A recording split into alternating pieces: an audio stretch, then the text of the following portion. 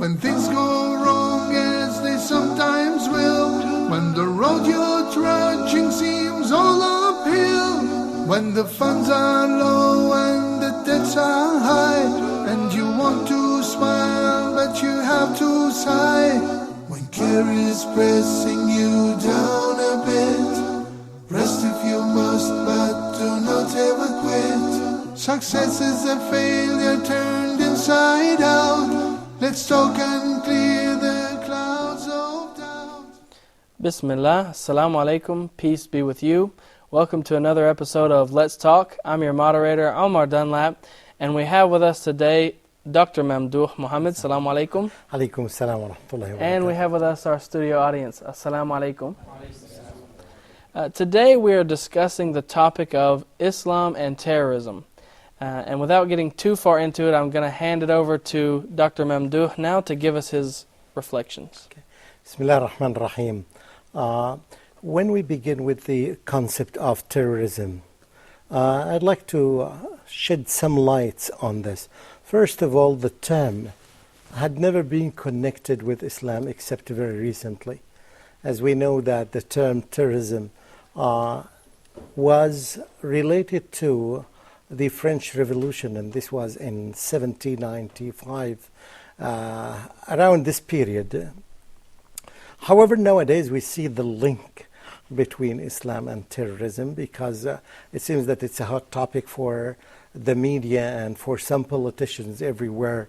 And it seems that through this topic or through this link, they try to achieve a lot of purposes. What brings Islam and terrorism together? Is it when you analyze the motives? One of the motives, I think, in the last 20 years, when the slogan or the fact, if we can say that this is a fact, that Islam is the fastest growing religion in the whole world. Of course, it may sound to some people that's very scary because it's either you or your son or your grandson will be a Muslim, as Sheikh Yusuf Estes tells people that. It's very scary because people usually do not have the tolerance that Islam or a new belief would come to their community or to their families. Since this statement started to be common and since Islam started to spread very quickly, and now according to the CIA World Factbook, you will find the number of the Muslims now in the world is 1.678.442. Billion? It's a very huge, You can check it on the internet. This is the CIA World Factbook tells us. It's not a Muslim source, it's a CIA source. It's a very authentic source. With this number in mind, that means that every 4 people on the globe, one of them at least is a Muslim, or 1 point something. So in other words, if you're living in a community and you have 4 neighbors, one of these neighbors is a Muslim.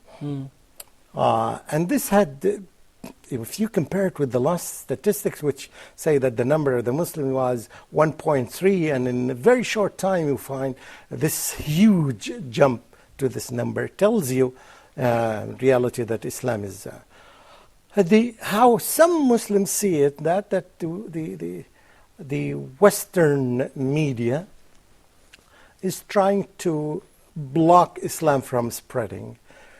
Some organizations and some people who belong to other religions do their best at the same time to do that, to achieve this. And that's why there should be some plans, some plots to stop this Islam from spreading everywhere, from coming to my house.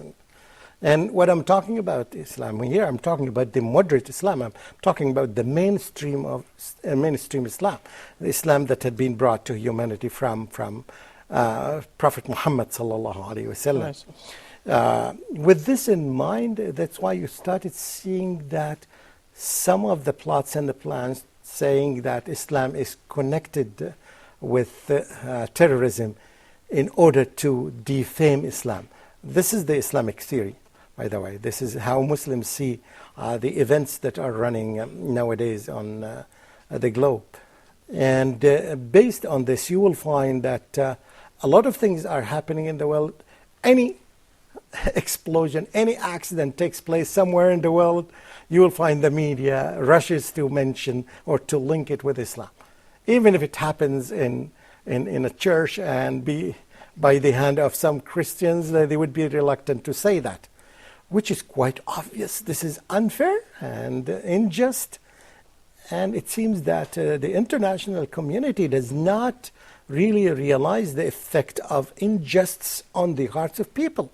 When everybody sees that how Muslims are treated unjustly in many places, that's why you will find some people start to react. Yes. This does not negate that in Islam you may find some Muslims here or there, of course at the extreme, but the way to judge a religion, to judge it by the mainstream. The question is here, why now people are linking it? Is it to stop the spread of Islam everywhere in the world? Or is it really because there are some terrorists among the Muslims? The answer may be both of them. It can be. They are trying to do this.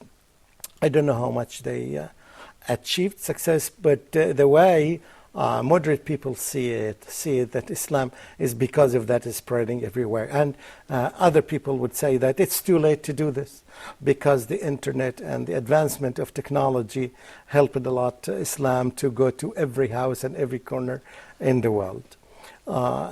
Again, the nature of a religion, if we believe that this religion is from Almighty Allah, the creator of the heavens and the earth, the one who created everyone in the world, the Christians and the Jews and the Muslims and the atheists. He's the creator of everyone.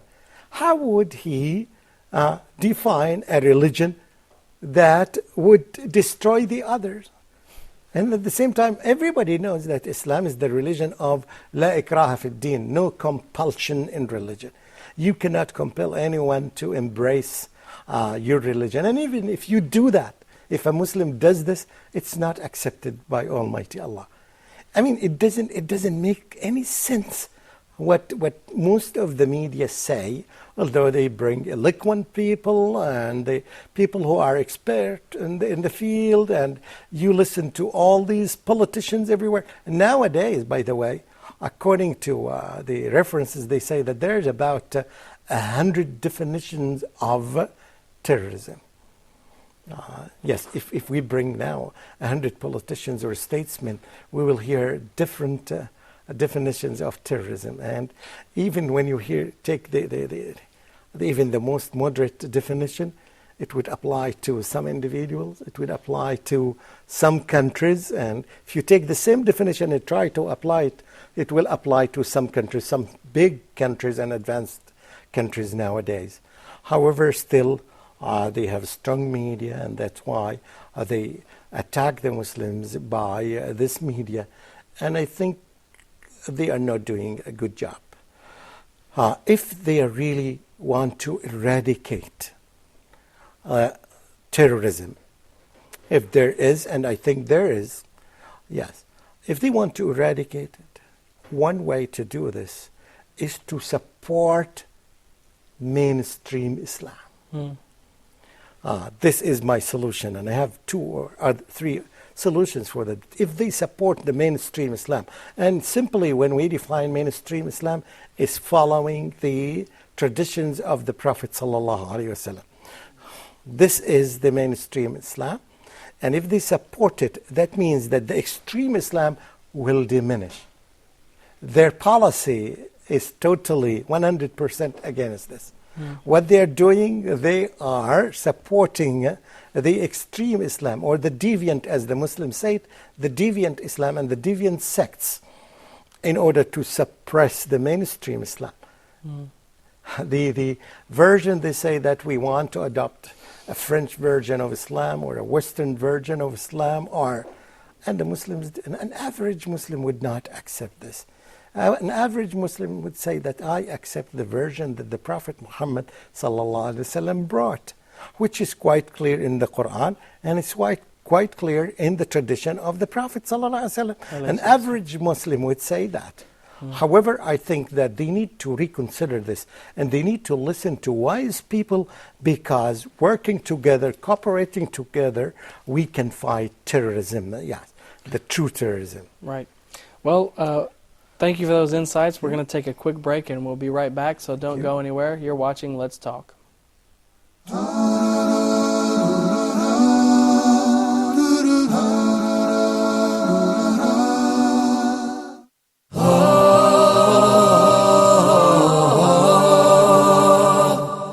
The philosophy of Islamic law, a program for restoring belief and trust within Muslims' mind and heart, and for re-establishing a true concept about Islamic rules for others.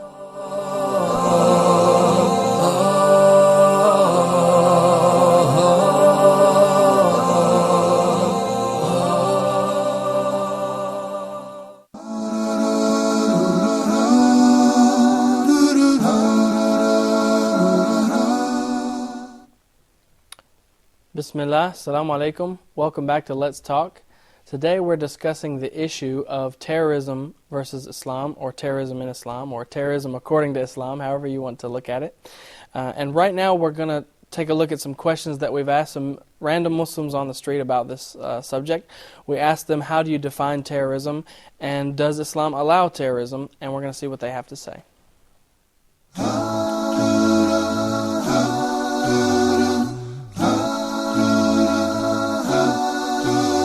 Does Islam allow terrorism? Or what do you understand by the word terrorism? It's absolutely, the Islam is different things, absolutely different things from the terrorism. The Islam, the meaning of Islam, it's the peace. The name of it, the Islam is the peace. The Islam come to the all to make a peace. That's the meaning of the Islam. So, of course, absolutely, we don't agree, even the Islam, Allah, the Prophet Muhammad, no one agree with the terrorism. No, I don't really think it does allow terrorism, because it wouldn't be right, because Muslims, some, I don't believe that they should believe in blowing themselves up and wars and stuff like that. It isn't right for Muslim people. Fury, just chaos. Great. Well, I most definitely don't think Islam allows terrorism. That's against the Quran. I think terrorism is just mass murder, I guess. People filled with hatred just want to hurt other people to further their own goals, and using religion just as a tool, just as an excuse. And yeah, it's definitely wrong, and I don't think it's not associated with Islam. Media should change those slogans and stuff. It's propaganda. It's not good. Well, my understanding of terrorism is that it's when a guerrilla organization, so not a government military, performs acts which seek to cause disarray and disorder, not a complete sort of fatal blow to a sort of country, and by doing that to sort of get government to yield to their will as opposed to defeating them. I would say Islam does not allow for terrorism, because human life is sacred. One life is as important as all of humanity's, and with that I would say no matter whether they're Muslim, non-Muslim, each life is important as the next, and under no circumstances it is to be taken. Yeah. Well, I don't really know about terrorism myself, but in Islam they say about it's not really good to kill each other or anyone apart from, I can't really explain it, like you can't really kill innocent people, you can't. They say Muhammad sallallahu alaihi wasallam fought for Islam for the land. You can fight for your own land, but I don't think it's right to kill, the law in England now. I don't think. Yeah, you can't really do it. I think it's wrong, terrorism altogether. Terrorism, brother, we Muslim are, all the world are blaming us, we are terrorists. Yeah, Islam, Muslims are terrorists, but I don't think so. The real Muslim, I'm in London. How do you define terrorism? I think terrorism, the people who are killing himself or other people, I don't think so they are Muslim. I don't think. Personally, in my view, Muslims are harmless. They will never think to make harm to other one. Yeah, because Islam is a deen of peace. Yeah, and I don't think so that I will kill any other non-Muslim because he is not Muslim. No, because everyone have right in Islam. Everyone have right to live in, yeah, according to the perfect rules of religions. And if we compare the religions, other religion with Islam, the Islam is the best, of course. There is no concept in Islam related to terrorism. No concept. Terrorism, I don't think Islam tell anyone to be a terrorist. It's completely against Islam. Islam, we are not supposed to fight anyone if we're living with them, and we can't hurt any old or women or kid. Innocent people. It's only if there is a war between the two armies, they're attacking each other. If we're living together, it's completely against Islam. I don't think it's something Muslims would do if they're Muslims.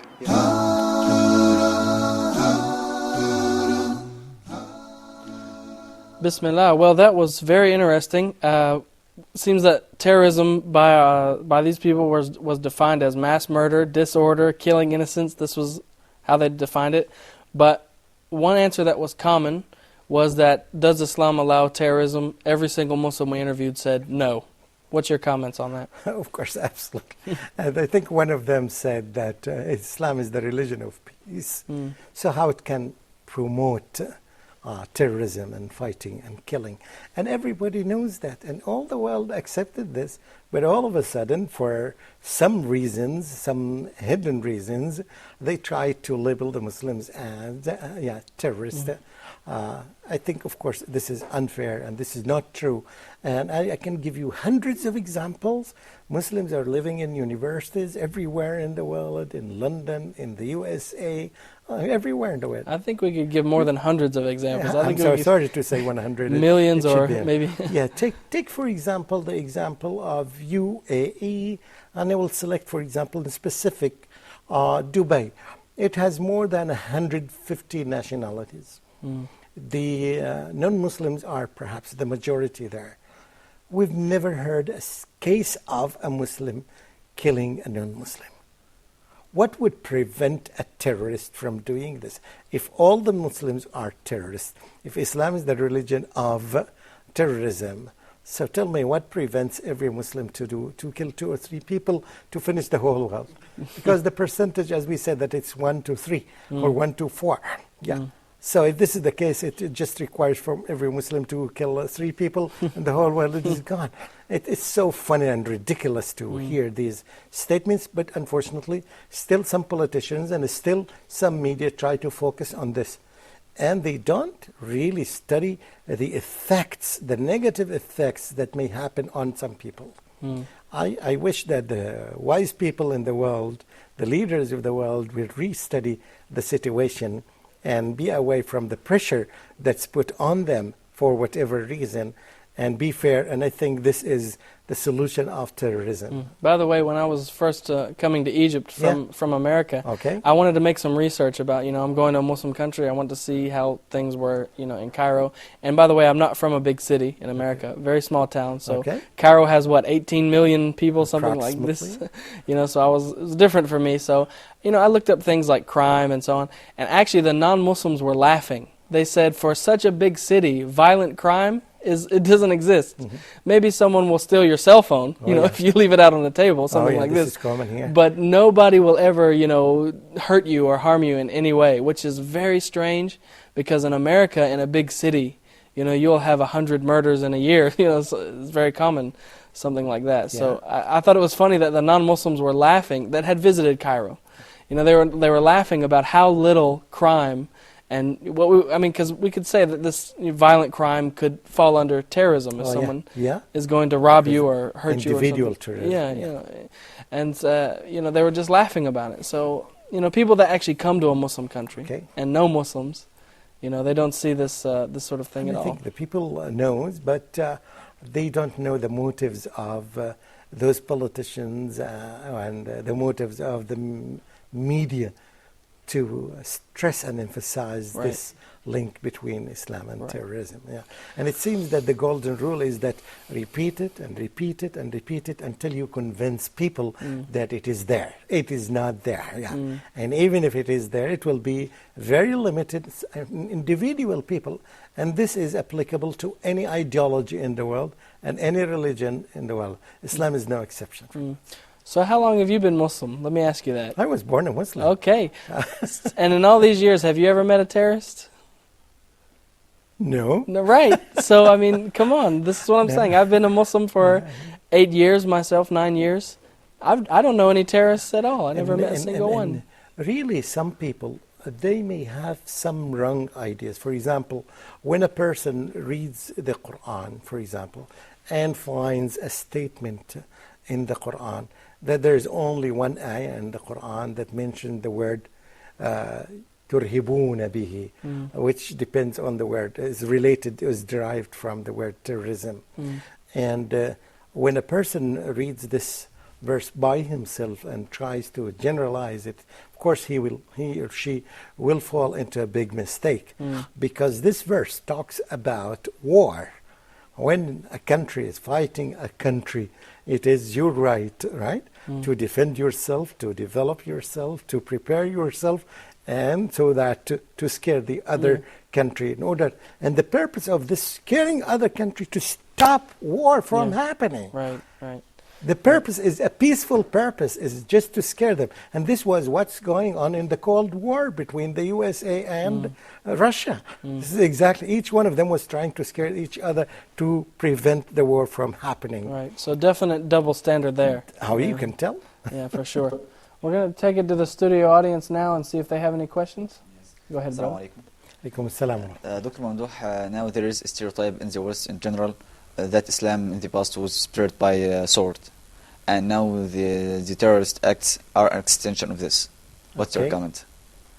I think this is a good question, but I recall a friend of mine in one of the American universities there. He's, of course, an American person, and he said a very good answer. If they claim Islam is spread by the sword, now let's see how democracy is spreading across the globe. It was a wonderful answer. That's why I remember it. And he said that let's see all the politicians and the presidents they are talking about. Yes, what are you doing in Afghanistan and what are you doing in Iraq? They say that we want to establish democracy. So I think the question should be reversed. Is democracy spreading by gun? Or is it Islam that's spreading by sword? This is his answer, and I think it's the right answer. But my answer to this question is, let's go to the most overpopulated Islamic country, which is Indonesia, which has approximately 250 million people. And you ask them, did Islam spread in your country by sword? The answer is known to everyone. No. Let's recall modern history now. In the last 100 years, which each one of us would remember what happened in the last 100 years. Do you recall any incident that a Muslim country attacked a non-Muslim country to spread Islam by sword? The answer is no. The answer is no. So I think again and again and again, they try to raise this question many times, and they repeat it, and they think of the theory that the more you repeat it, the more possible that people will adopt this, will be affected by this idea. This is not true, of course. I would like to offer a counter question then. Okay. Since you have the mic, we'll ask you, are there many Egyptian Christians that live in Egypt? What? We have Egyptian Christians that live here in Egypt, correct? Yeah. And we have Christians, Dr. Mamdouh, that live in Palestine, right? It's everywhere. Where Muslims. I was raised in a Christian school. Here. The high school, yes, Al-Iman school. And that's in It's Egypt? in Shubra, yes. more than 50% of the students were Christians. Mm. And a huge number of them were my friends, and some of them are still my friends until now. So if Islam is forcing people to convert, why are there still so many Christians in Egypt and in Palestine? Remember, by sword. Yeah. And I don't have a sword at all. Yeah. So, just wondering. Go ahead, brother. Bismillah, alhamdulillah, salatu wassalamu ala rasulillah. I think that the idea of relating Islam to terrorism is a kind of misunderstanding in the West. And I think that our brother Muslims in the West have the responsibility to reveal or to stand against such misunderstanding. Yeah. So my question is, are the efforts exerted by our brother Muslims in the West, are they effective to reveal or to stand against this misunderstanding? Thank you. I think, of course, it is a misconception, yes, among some people, and I would say that an average American or an average Western may have this misconception. But I don't think that it is a misconception among the leaders and the politicians, because they have the means to study and they have the supporters, the researchers who provide them with that. But the other part of the question, which is, do the Muslims there in the West do a good job in clarifying and removing the misconception? I think one of the things that they do, that these conferences and the invitation that they invite people, I've seen lots of mosques in America, and when you enter, you'll find the last 1 or 2 rows or on the sides, there are some chairs, and they are there for people to come and sit there and to listen to the Friday speech or khutbah. And a lot of Westerns would come. I have seen myself some priests attending, and I've seen, and this was very famous in Georgia and in other places. And by doing this, I think they are trying their best to do that. Huda, for example, TV, this is a very good example that the Muslims are trying to show the people who have misconception that this is our religion. If you want to take it from people who are expert and who are Muslims and they are telling you what is in our religion, it's up to you. If you don't want to listen to them, it's your choice. I think the Muslims are trying, but they need to intensify this. Again, on the scale of the internet, I think the Muslims are doing a good job. There are many good websites, and we like to warn people when they should be selective in the to select the website that would give them a clear idea about Islam.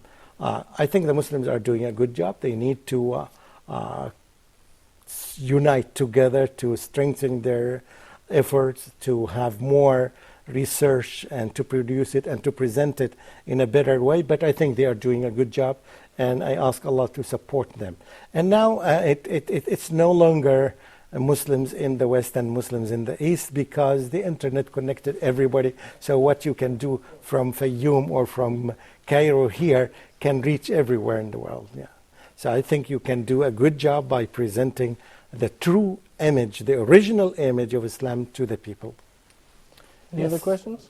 Go ahead. Assalamu alaikum. Alaikum assalam. Dr. Mamdouh, the resistance in any Islamic occupied land is obligatory. But after America used the term of terrorism, they consider some of Islamic group as a terrorists. But I think they have the right to struggle. So what's the difference between terrorism and resistance? And we can control this term. Yeah, I mean, okay, that's fine. I think this question has been raised to many scholars, and they say that the Palestinians and everybody in the world know quite well that this is their land. It was taken from them, and they are trying to restore it, right? This is not a justification for any of them to kill an innocent person there, because if they have a group of people that they fight as if it is a small army and they are fighting another army, I think it is their legitimate right to do that. But it is not their legitimate right to kill innocent. Like exactly, he mentioned that you are living here and the Christians are living here. Yes, safe, right? And they are our friends there. And this, again, it's not my right. It's not the right of any Muslim. Even if some Christians would make mistakes and would kill some Muslims, it's not the right of a Muslim to revenge individually, because this is a matter that can be solved on the level of the government and the court. Yes, so they, of course, they are resisting. They want to get their land back, but this is not a justification for killing innocent people, and Allah knows best. Very good. I think we're going to take a quick break, and we'll be right back, inshallah. So don't go anywhere. You're watching Let's Talk.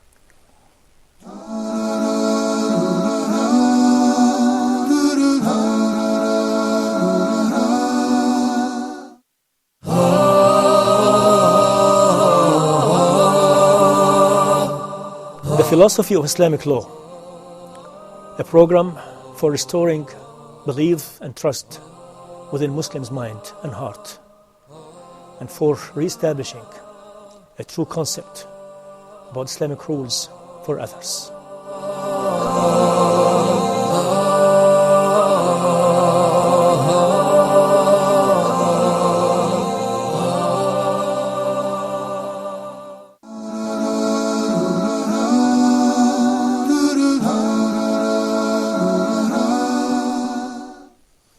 Bismillah, assalamu alaikum. Welcome back to today's episode of Let's Talk. I'm your moderator, Omar Dunlap, and today we are discussing the topic of Islam and terrorism. What does Islam have to say about that subject? And of course, we have with us, as always, Dr. Mamdouh Muhammad. Assalamu alaikum. Alaikum assalam. And we have a new guest with us today. We have Dr. Mahmoud Atiyah. See, the Mamdouh and the Mahmoud is confusing to me. But you're working towards your PhD in Islamic studies, that's correct? Yeah. Okay, very good. So what do you think about what we've been discussing so far? What are your thoughts on today's episode? Bismillah, alhamdulillah, wassalatu wassalamu ala rasulillah, amma ba'd. First of all, I would like to thank Dr. Mamdouh for this informative lecture on Islam versus terrorism, and Islam and terrorism, whatever you call it, is a very wide topic. And we have studied a good rule at the university. If you want to make a counter argument of an allegation or refute something, you have to show the right first. So prove the right, and then the falsehood will be proven false. And Dr. Mamdouh, mashallah, has spoken about the issue according to the time limits, and is a very good speech. And I would like to add that Islam is driven from the root silm, which means peace, and this is the word from which Islam is driven.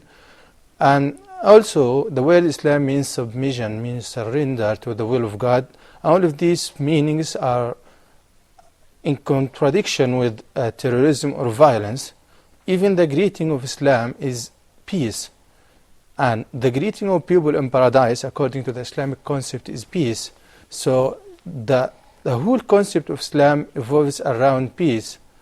And to speak about the other part of today's talk, which is terrorism, it is one of the concepts of violence.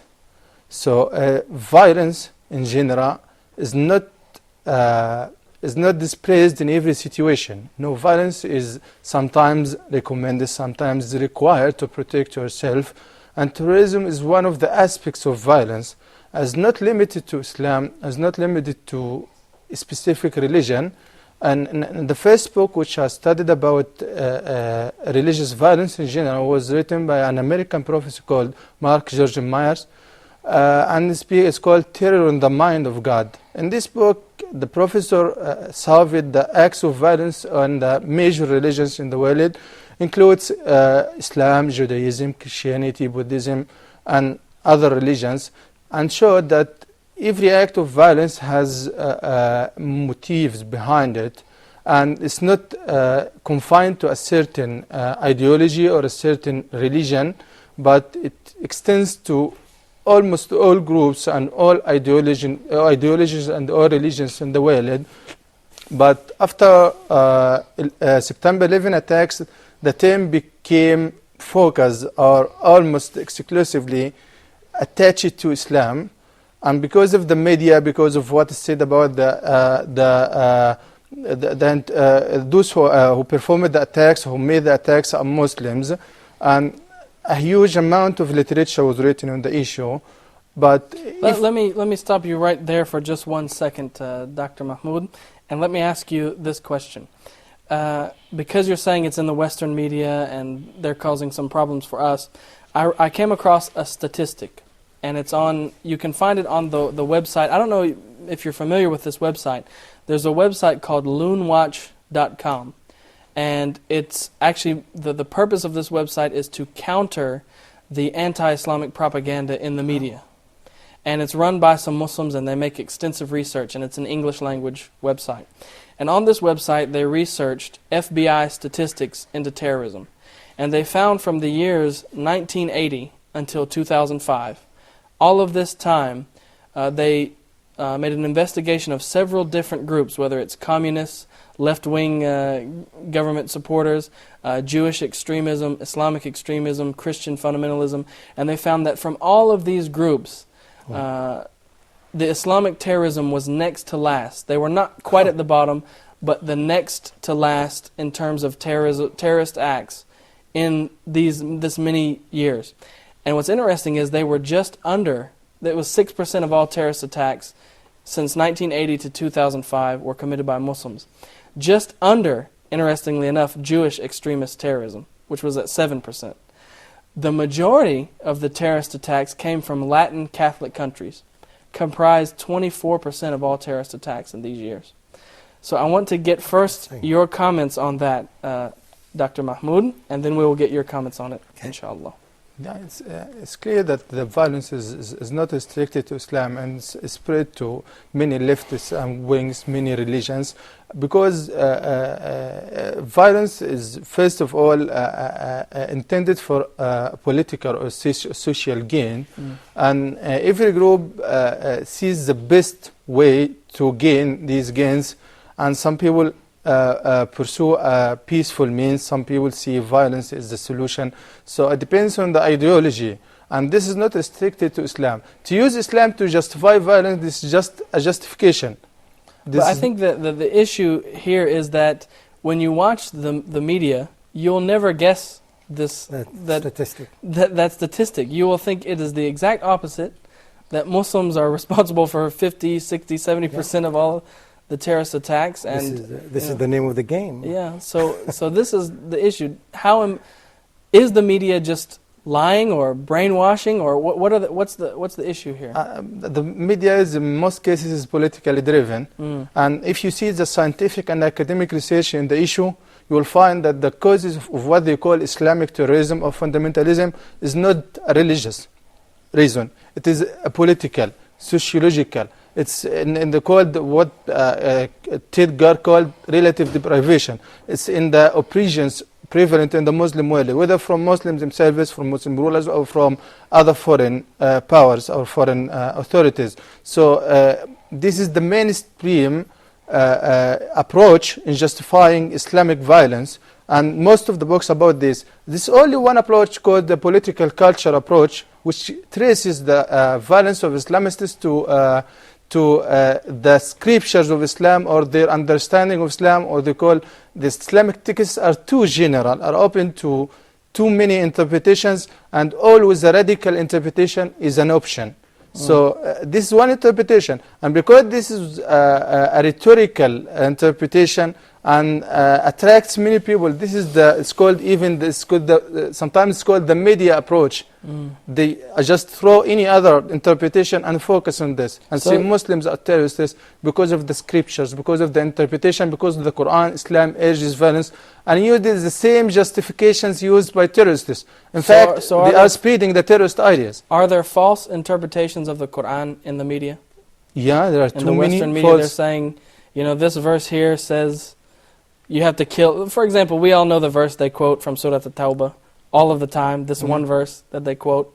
What are your thoughts on that, Dr. Mamdouh? I think the media plays this role.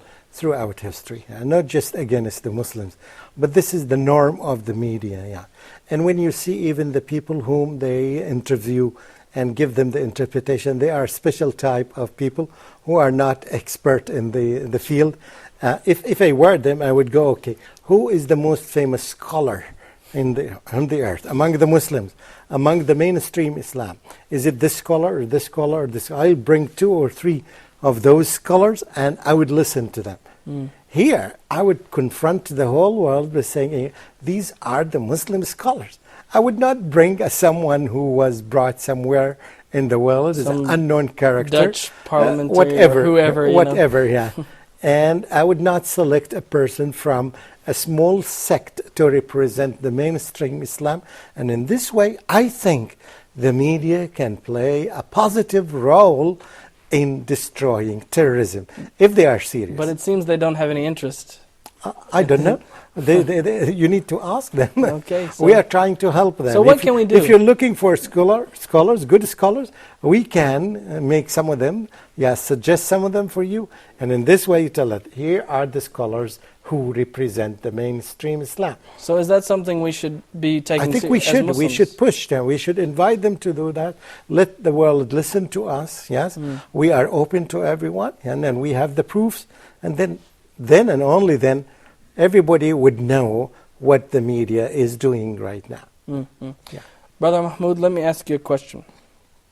Let's say a non-Muslim comes up to you, and he's read some seerah, few hadith, some verses of the Quran.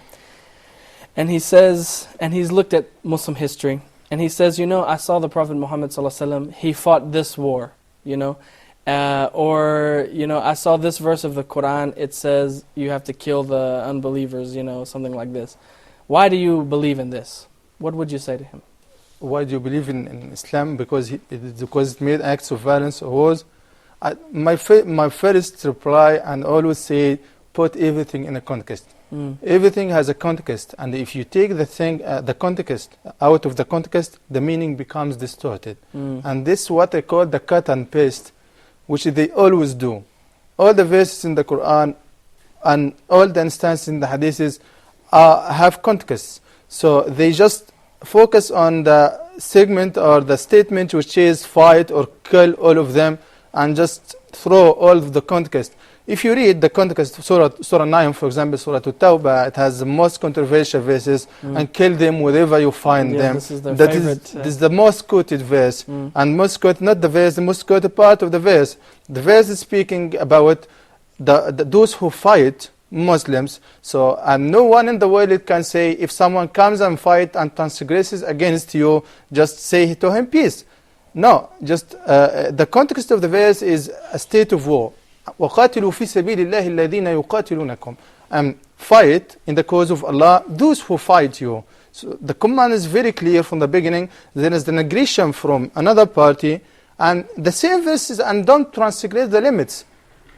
إِنَّ اللَّهَ لَا يُحِبُّ الْمُعْتَدِينَ, because Allah doesn't like the transgressors. So this is the context of the verse. Someone coming to fight me, then I have to respond. And doesn't this same surah also said, or it also says that if one of them comes and asks that, I want to learn what you believe, what you stand for, we have to take him to safety. In fact, we protect him. This is what the verse says. Protect him. Take him to a place of safety. So this is the same verse in Surah Tawbah. Surah Tawbah spoke about three kinds of disbelievers or non-Muslims. Those who respect their word and are ready to make peace with you, then you have to make peace with them and you have to stick to your word. And the other kind is those who don't respect their word and wants to transgress against you, and all orders and commands of fight is against this group. And the third group, which you mentioned, is those who ask you to explain Islam for them and want to take security in you. وَإِنْ أَحَدٌ مِّنَ الْمُشْرِكِينَ اسْتَجَارَكَ فَأَجِرْهُ. All the commands to fight in Islam and to what they call to make aggression. This is not aggression, this is a counter-aggression. So you are fought and you are expelled from your house, you are terrorized in the same way they use. So you have to respond. And these commands. And after all, the Quran, the same surah says, وإن جنحوا للسلم فاجنح لها. If they incline to peace as well. So this is the commands of the Quran. And Don't take the verse out of the context and say Islam says kill them wherever you find them. This is about the people who kill you. I think that this is an honorable position as well. Whoever inclines to peace, we should be kind with them and be peaceful with them. But the default is peace. Yes, but if somebody is just looking to make war and he's not interested in, he's thwarting every time you try to make peace with him, then you have to be courageous with him and be tough with him a little bit to get him to retract his bad position. But there's something new now, and this may be a little bit of a tough question, so I hope you're ready for a little bit of grilling here. But there's some new tactic that I've noticed just before I left the States that the Western media is doing, or some opponents of Islam, not necessarily the Western media, but some very loud critics of Islam. They'll say, yes, but this early scholar said every Muslim has to go fight jihad. Dar al-Harb, Dar al-Salam, and all of this stuff. And so it's every Muslim, they say Islam is a political ideology and every Muslim has to go and fight. Whether they do it or not is another story, but this is what the religion teaches, and that's why it's bad. So first we'll get Brother Mahmoud's comments on that, and then we'll inshallah get yes, to you. I'm doing research on this topic, so I'm more informed that there are some concepts, less than 10 concepts that are usually often used to justify terror acts.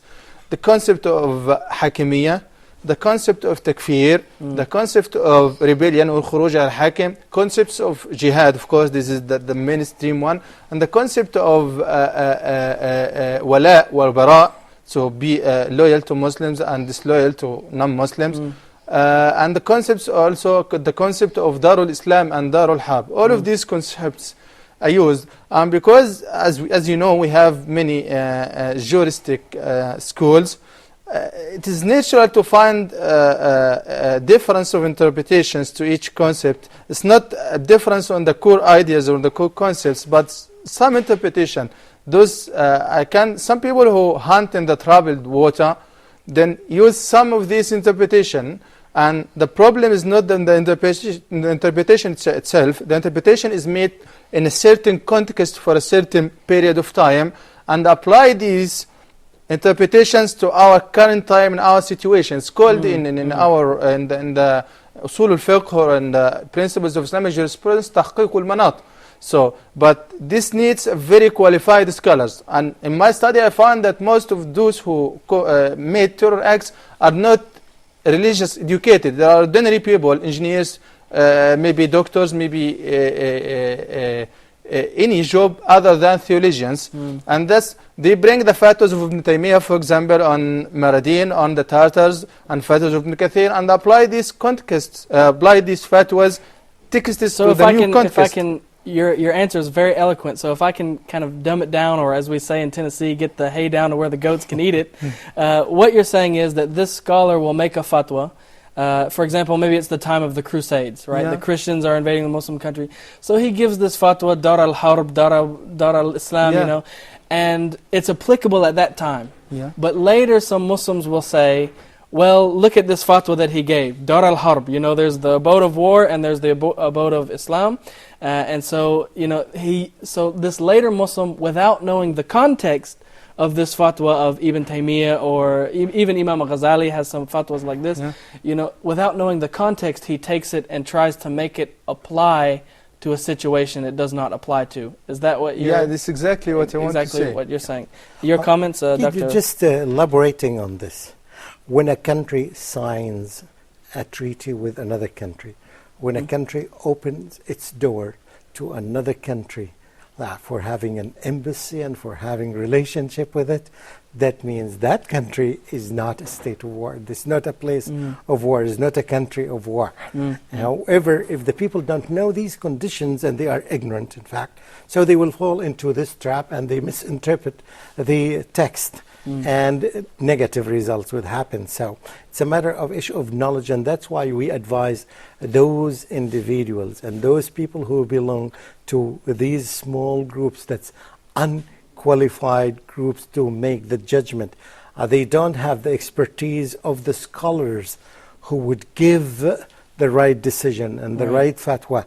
And to avoid these things, that's why we need to have well-trusted scholars to answer all these things. And this advice, I think, is to every Muslim who watches Al-Huda and who, yes, is exposed to this saying that listen to this, listen to the scholars. But unfortunately, you find some people, even among the Muslims, they try to defame those famous scholars so that they would follow their own leaders. And by doing this, they fall into the trap of terrorism. Yeah. Right. So, and even as you said, if a country has a treaty with us or something like that, then they're not. It's not in this. It is they're not not considered a war of people. Of course. Yeah. Because even the Prophet Muhammad ﷺ, I believe he said, there's a hadith that whoever harms a non-Muslim that we have a treaty with, something like he will not even smell the fragrance of paradise. Is that correct? Yeah. Okay, well, this has been a very lively discussion, but we have to go to a break real quick. We'll be right back. Don't go anywhere. You're watching Let's Talk.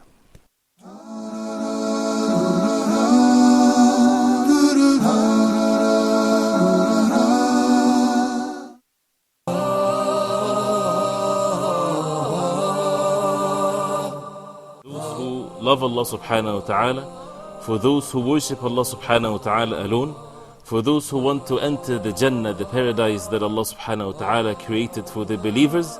And that's why we need to learn and we need to get to know what Allah subhanahu wa ta'ala wants from us, so that we submit ourselves to the orders of Allah. And this is knowledge that we need to learn.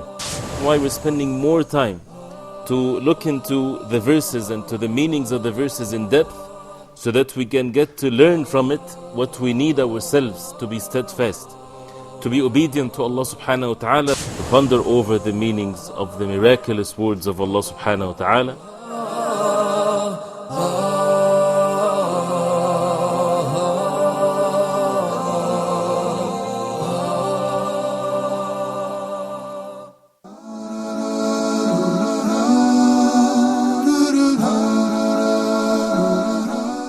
Bismillah. Welcome back to today's episode of Let's Talk. It's been a very interesting discussion. We're talking about Islam and terrorism.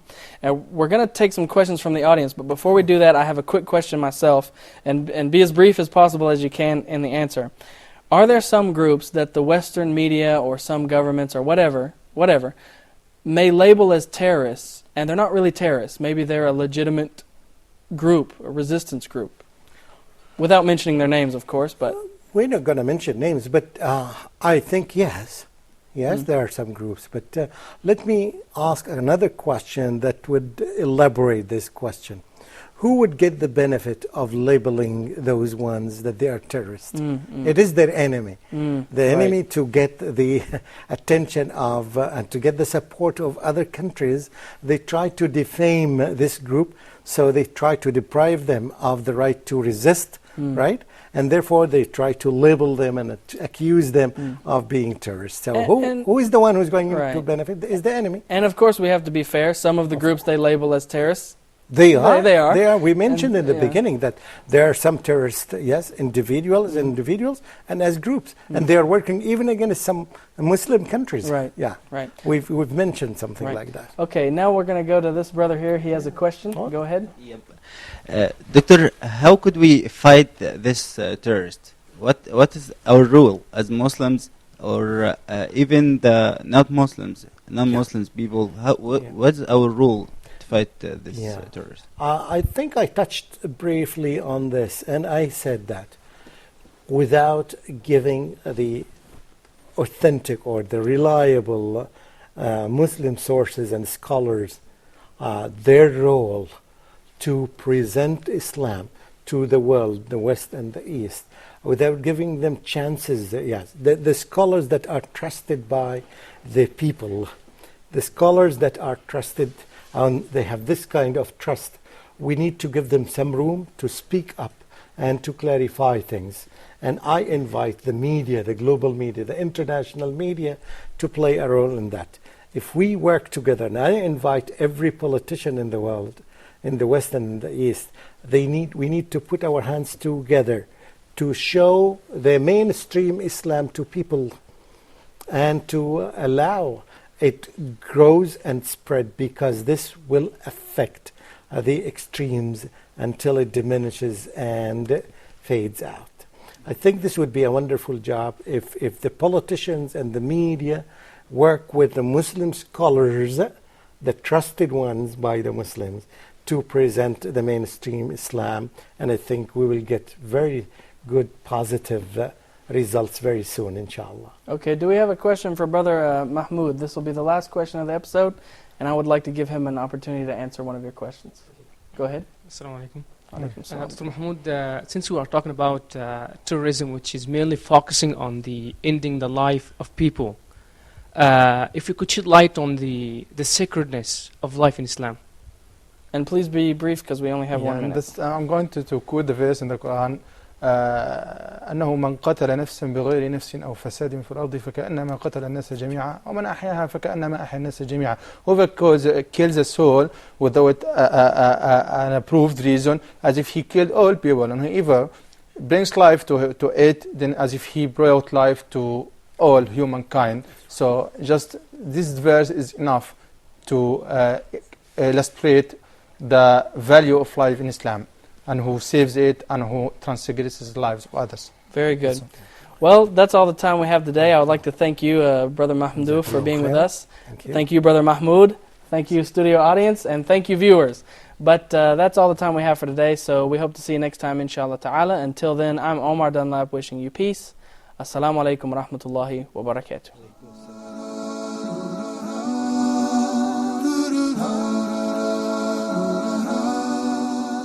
When things go wrong, as they sometimes will, when the road you're trudging seems all uphill, when things go wrong, as they sometimes will, when the road you're trudging seems all uphill, when the funds are low and the debts are high, and you want to smile but you have to sigh, when care is pressing you down a bit, rest if you must, but do not ever quit. Success is a failure turned inside out.